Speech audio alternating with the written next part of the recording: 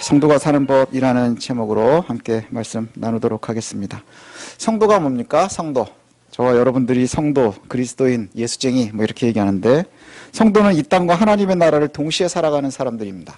이 땅을 살고 또 역시 하나님의 나라를 사는 것이죠. 이 말은 생로병사의 진행 가운데 아주 불완전한 세상을 살아가면서 완성된 가장 완벽하다고 하는 하나님의 나라도 동시에 살고 있는 사람들이 바로 성도들입니다. 그래서 성도는 이 세상의 나라와 하나님의 나라를 어떻게 동시에 잘 살아갈 수 있을까, 그 고민을 하면서 살게 되죠. 이 땅을 살면서 하나님의 나라를 살아간다는 것은 시간이 지나며 끊임없이 정치, 문화, 사회, 경제 뭐 이런 것 때문에 변하는 그 세상 속에서 변하지 않는 오직 하나님의 사랑과 공의로 다스림받는 그 하나님의 나라를 동시에 살아가는 것이거든요. 그러면 변하는 세상의 법칙과 변하지 않는 하나님의 나라의 법칙, 그것을 동시에 살아간다고 하는데 이것이 가능하겠느냐? 한번 우리가 고민해 볼 수 있었으면 좋겠습니다. 그것이 바로 우리가 어떻게 사는 것이 성도로서 잘 사는 것인가에 대한 답이 될 것 같습니다. 에베소에 편지하는 것, 에베소에 지금 편지를 하죠. 에베소에 편지하는 당시에는요, 사회가 노예가 있는 시대였습니다. 노예. 그래서 종과 주인 이런 표현들이 나오죠. 가끔 성경을 갖다가 공격하는 사람들이 이런 이야기를 합니다. 성경이 어떻게 종을 인정할 수 있느냐, 노예를 어떻게 인정할 수 있느냐, 이것이 성경의 오류다, 뭐 이렇게도 이야기를 합니다. 이건 좀 성경을 알지 못하는 무지에서 나오는 말인 듯합니다. 한번 우리가 오늘 그 얘기를 좀 해보려고 하는데, 현대사회의 인권 상식으로 따지면 노예는 인정되어서도 안 되고 아주 미개한 제도입니다. 그렇죠? 그런데 디모데전서에는요, 디모데와 그가 섬기고 있는 에베소 교회를 염두에다 두고 쓴 서신이라는 것을 우리가 생각을 해야 됩니다. 사실 노예제도라는 것은 세상에 있어서는 안 되는 제도이지만 지금 현대 2024년도에도 있다고 그래요. 인권보고서에 의하면 우리나라에도 있습니다. 염전노예들, 그런 기사들이 나오면서 그 보고서에는 우리나라에도 음으로 노예들이 존재하고 있다, 이렇게 얘기를 하거든요. 노예라는 게 뭡니까? 억압되어서 자신의 자유가 없이 그저 부속물로 살아가는 이런 것을 이야기하거든요. 당시에도 에베소 교회가 있었던 그 에베소는요, 로마에서 가장 큰 도시 중에 하나였고요. 그 다음에 가장 큰 노예시장, 상설시장이 있는 도시였습니다. 노예 상설시장이 있어서 매일매일 돈으로 노예를 사고 파는 일들이 굉장히 많았고요. 그것이 그 경제의 중심에 있었던 곳이기도 합니다. 당시 로마를 지탱하는 가장 중요한 계급이 두 개가 있는데, 그게 뭐냐? 노예와 군인입니다. 군인은 치안을 지키고 그 다음에 정복전쟁을 해야 됐고요. 그리고 그 사람들의 지위가 굉장히 중요했고요. 그 다음에 경제를 돌리는데 제일 중요한 것이 바로 노예였습니다. 노예는 아주 중요한, 그 당시에 중요한 재산이었습니다. 그래서 당시의 종은 사유재산으로 인정이 되었고요. 생사여탈권도 주인이 가지고 있었습니다. 법적으로는 황제도 주인의 허락 없이는 어떻게 노예를 건드릴 수가 없었습니다. 왜냐하면 개인재산이기 때문입니다. 황제도 건드릴 수 없는 이유는 뭐냐? 노예제도의 근간이 흔들리면 로마가 흔들릴 수 있었기 때문입니다.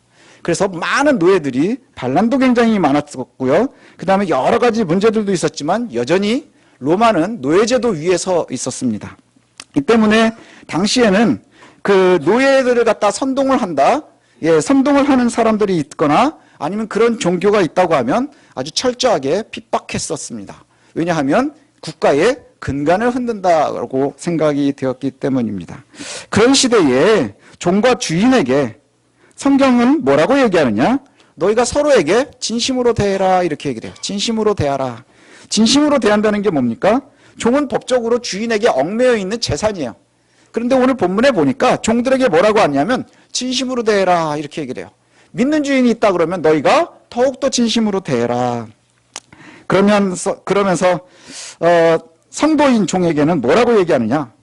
하나님의 이름으로 교훈을 위해서 상전들에게 항상 진심으로 대해라, 이런 표현이 나옵니다. 이것을 주문을 해요. 믿음을 가진 주인을 섬길 때 오히려 믿음으로 더욱더 잘 섬겨야 된다. 야, 이게 말이 되느냐? 근데 이렇게 해석들을 합니다. 왜냐하면 제도에 얽매여서 주인을 섬기는 것은 노예의 모습입니다. 그러나 그리스도의 사랑으로 사랑하는 것은 자유인의 모습이라는 것이죠. 그렇죠. 이것이 굉장히 중요한 모습입니다. 주인을 섬기는데 제도의 억압 때문에 주인한테 잘하는 척하고 있다면 그거는 노예근성일 뿐입니다. 그러나 하나님의 사랑 때문에 주인을 사랑하고 섬긴다고 하면 그것은 자유인의, 참 자유인의 모습이라는 것이죠. 언뜻 들으면 약간 말장난 같기도 하고 뭐 이럴 수 있죠. 그런데 노예제도가 문법이고 그 당시에 상식이었었던 시대에 이것은 굉장히 파격적인 요구입니다. 교회는 종이나 자유자나 또 인간은 모두 하나님의 형상을 지음받은 구속의 대상이라고 초대교회도 가르쳤거든요. 노예라는 신분도 있고 주인이라는 신분도 있지만 우리는 여전히 하나님의 형상을 가지고 있는 하나님 앞에 자유자라는 겁니다. 그리스도 안에서 자유는 차별 없이 진행되어야 합니다. 종과 주인이 형제이고 자매가 되어야 한다, 이렇게 가르쳤다는 것이죠. 이 결과가 어떻게 나왔을까요? 교회사에 보면 이런 결과들이 조금씩 바뀝니다. 디모데서가 쓰여지는 바울이 활동하던 시기가 1세기거든요. 1세기, 주 1세기. 그러면 2세기와 3세기를 활동했었던 사람들이 바로 교부들입니다. 거기에 오리겐, 그 다음에 클레멘트, 이런 사람들이 있는데 이 알렉산드리아의 교부 오리겐은 뭐라고 얘기하느냐면 그의 기록에 이런 기록들을 많이 남겨놔요. 당시에 노예들이 주인을 회심시켰답니다. 노예들이 주인을 회심시켰다는 게 뭡니까?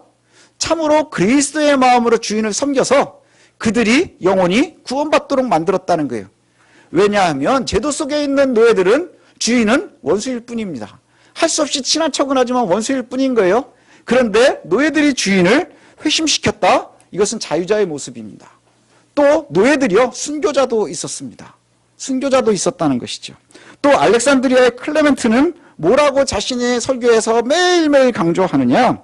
노예는 우리와 같은 사람입니다 라고 가르쳤습니다. 노예는 우리와 같은 사람입니다. 이것이 당시에 이게 가능하느냐 하는 것이죠. 그리고 나서 또 한 세기가 지나갑니다. 3세기, 4세기에 활동했었던 로마의 기독교 역사가가 있는데 락탄티우스라고 하는 사람이 자기의 기독교 강요에 이렇게 써놨습니다.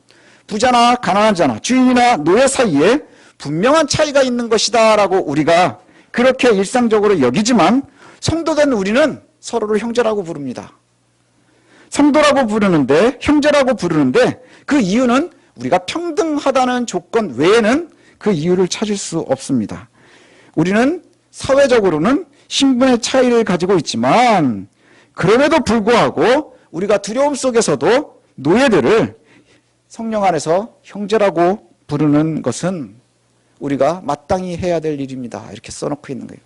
아까 처음에 초두에 말씀드린 것처럼 노예들을 흔든다고 하는 것은 국가의 기강을 흔드는 것이기 때문에 핍박받을 조건이라고 그랬었죠. 이때 당시에 교회들이 굉장히 핍박을 많이 받을 조건이 바로 이런 겁니다. 노예를 뭘로 대해요? 형제로 대했다는 거예요. 형제로 대하고 똑같은 사람들로 대했다는 것이죠. 그 결과가 어떻게 되었느냐 하면 노예를 소유하고 있었던 그 부자나 귀족들이 회심하면서부터 주인들이 회심하면서 노예들을 자유인으로 풀어주기 시작하는 거예요. 국가의 기강이 흔들리기 시작하는 겁니다. 실제로 기록에 나와 있는 걸 보면 기독교를 많이 박해했었던 트라이안 황제 때의 장관이 있는데 헐마스라는 사람입니다. 이 사람이 아내와 자녀와 종 250명과 함께 회심하고 세례를 받았습니다. 그리고 250명의 노예를 다 풀어줬습니다. 또 이후에도 이런 일이 있는데 디오클레티안 황제 때의 장관이었었던 크로마티우스는 1400명의 노예를 함께 세례받고 다 풀어줬습니다. 그리고 자유인으로 풀어줌과 동시에 자립할 수 있도록 자금을 대줬다 그래요. 어마어마한 일 아닙니까? 앞에 두 절을 길게 이야기하고 있는데 우리가 오늘 본문에 보면 앞에 두 절밖에 안 나오는 부분을 길게 이야기하는데 이후의 내용과 잘 연결되어 있기 때문입니다. 1세기 당시에 로마의 노예는요, 인구의 약 15% 정도 됐다 그래요. 그리고 노예를 소유한 것은 인구의 1.5% 정도 됐다 그래요. 지금처럼 빈부격차가 굉장히 심한 거죠. 인구의 1.5%가 인구의 15%를 노예로 부리고 있는 시대입니다. 노예의 수는요, 곧 부와 성공의 상징과도 같은 겁니다. 그러니까 지금으로 따지면 재산의 규모를 뭘로 따지나요? 요즘 뭐 부동산으로 따지나요? 아니면 뭐 은행 잔고로 따지나요? 그 당시에는 땅과 노예의 수로 따집니다. 그런데 단지 예수를 믿었다는 이유로 예수를 믿었다는 이유로 노예를 형제처럼 대하고 심지어는 해방시키고 자립할 수 있도록 돈을 대고 이런 것은 뭘 얘기하는 거냐? 내가 가진 모든 걸 포기해버리는 거예요. 내가 가진 모든 것을 포기해버린 겁니다. 그러나 5절을 보니까 당시에도 이런 일들은 있었습니다. 분명히 경건을 이익의 방도로 생각하는 사람들이 있었다는 거예요. 5절 한번 보실까요?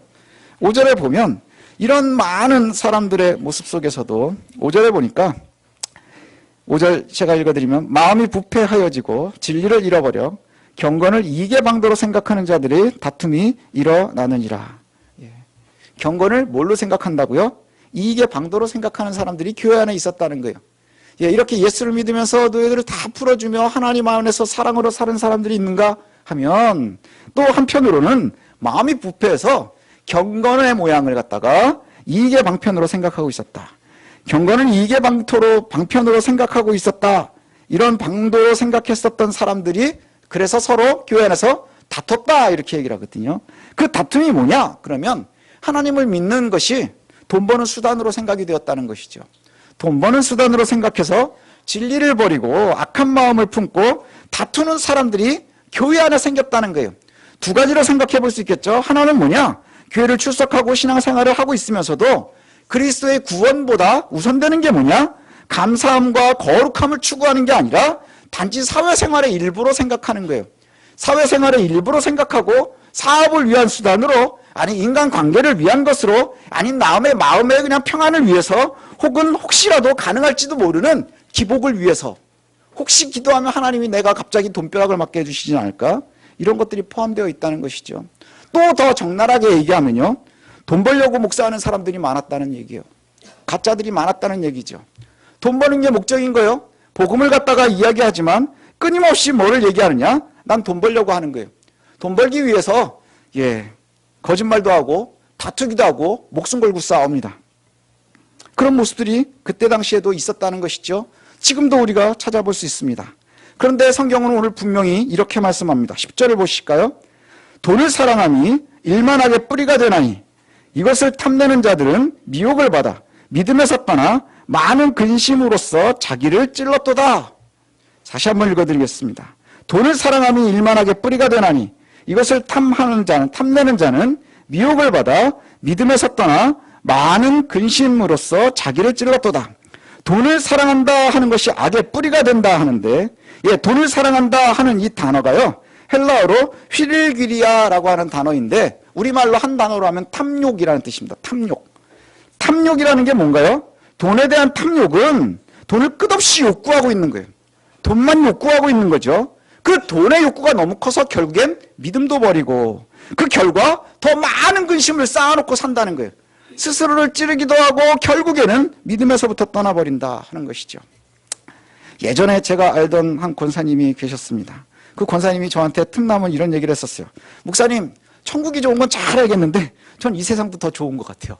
이 세상이 너무너무 좋아요. 그래서 나는 이 세상을 좀 오래오래 살았으면 좋겠습니다. 이런 얘기를 하셨었거든요. 그래서 그 권사님이 정말 노력을 많이 하셨어요. 그 제일 큰 노력이 뭐냐면 운동도 열심히 하는데 돈이 좀 많으셨거든요. 그래서 수백만 원 드는 전신 이렇게 쫙 스캔하는 그 건강검진 있잖아요. 그걸 6개월에 한 번씩 받았습니다.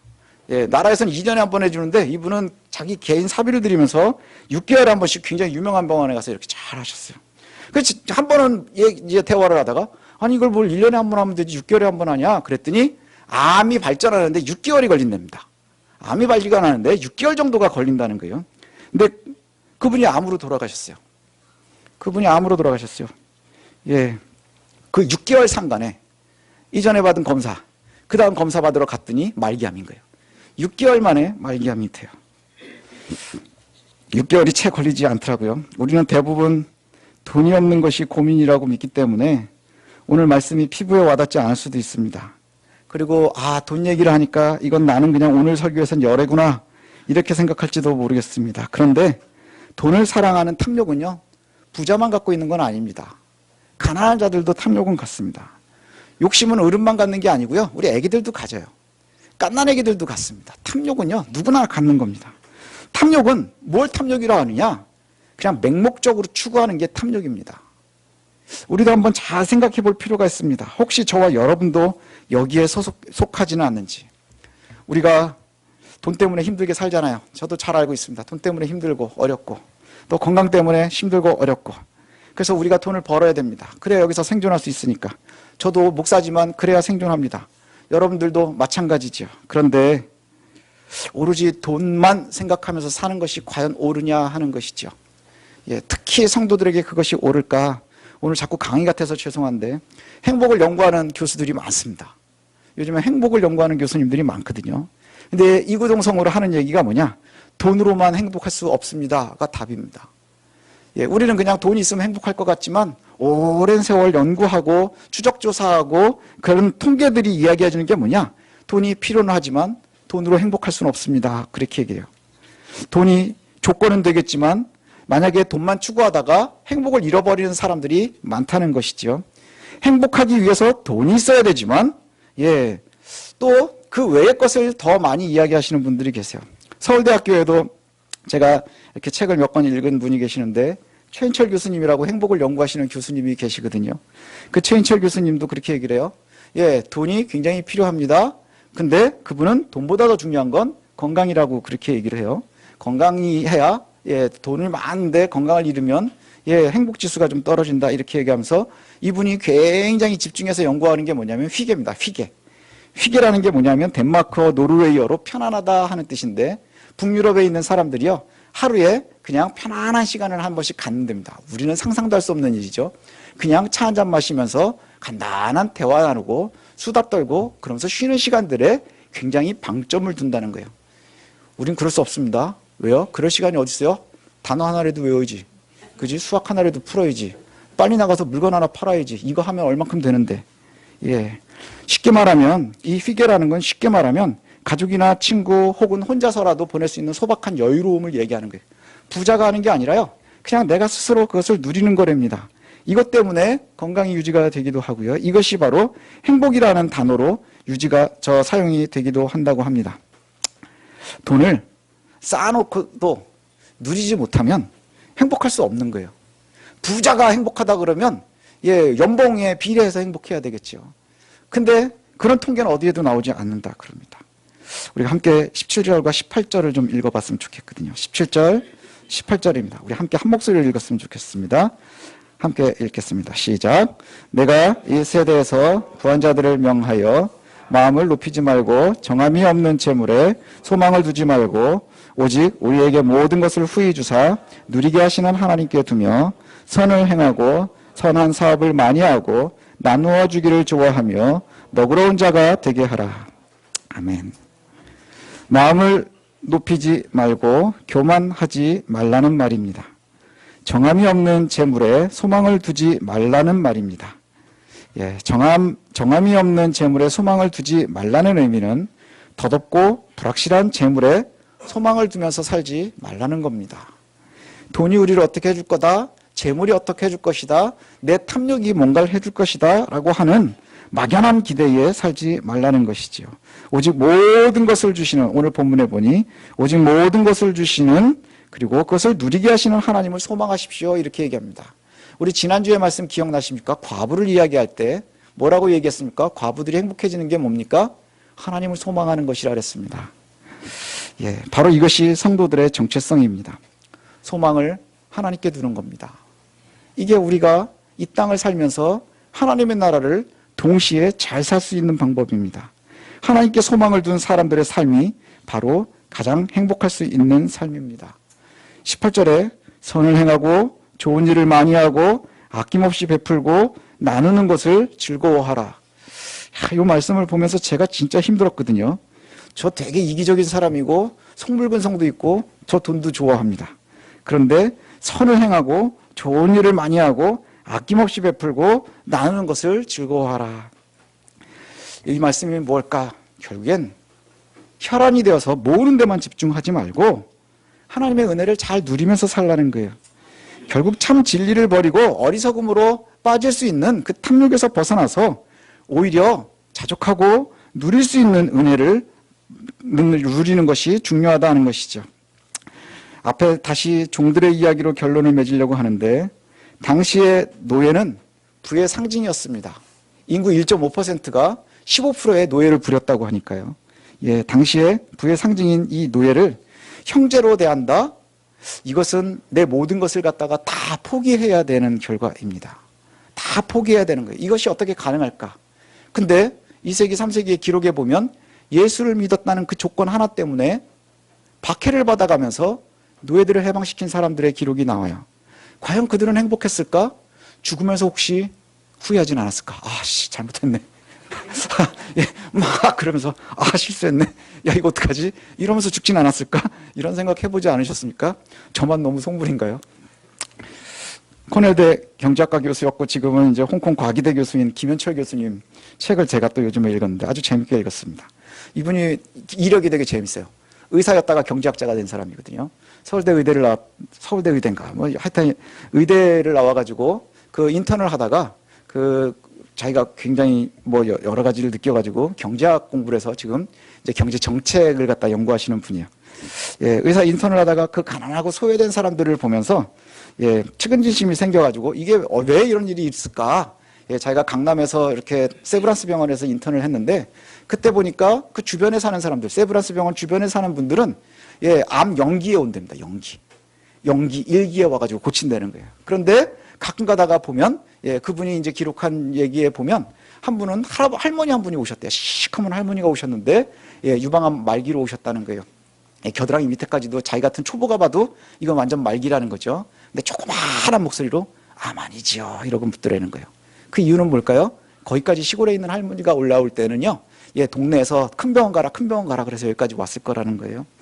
예, 그래서 그분을 진료를 하고는 혼자 화장실 가서 울었답니다.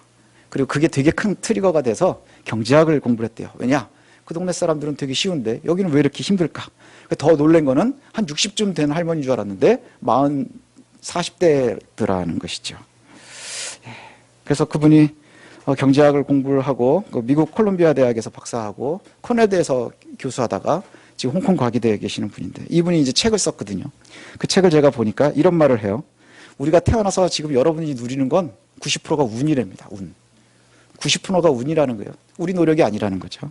그 통계를 가지고 계세요. 경제학자니까. 제일 먼저 우리 인생의 50%는 뭐냐? 어디에서 태어났느냐라는 거예요. 어디에서 태어났느냐. 우리가 지금 누리는 거에 50%는 대한민국에서 태어났기 때문에 누리는 겁니다. 자기는 공부를 되게 잘했대요. 뭐 자랑하는, 할만하겠죠. 예, 하고 싶다고 뭐 경제학과 교수도 하고 의사도 하고 막 이러니까. 그런데 그 태어난 것이 50%. 50%가 어디에서 태어나느냐. 그 다음에 30%는 부모님한테 받은 DNA입니다. DNA. 예, DNA는 바뀔 수 없는 거죠. 그 다음에 10%는 성장 환경이랍니다. 그럼 50%, 30%, 10%를 합치니까 90%인 거예요. 여러분이 지금 누리고 있는 모든 것의 90%는 운이다. 그러면서 그 교수님 그런 얘기를 해요. 나는 공부를 되게 잘했지만 아프리카 오지에서 태어났으면 여기 지금 누리는 걸 아무것도 누릴 수 없을 것이다. 우리 성도님들도 예, 건강 때문에 되게 염려를 많이 하잖아요.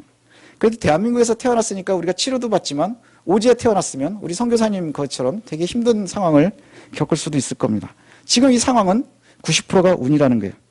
그러면서 거기에 이렇게 써요. 여러분, 이 책을 읽고 계시는 분들은 자녀들에게 이렇게 얘기해 주십시오.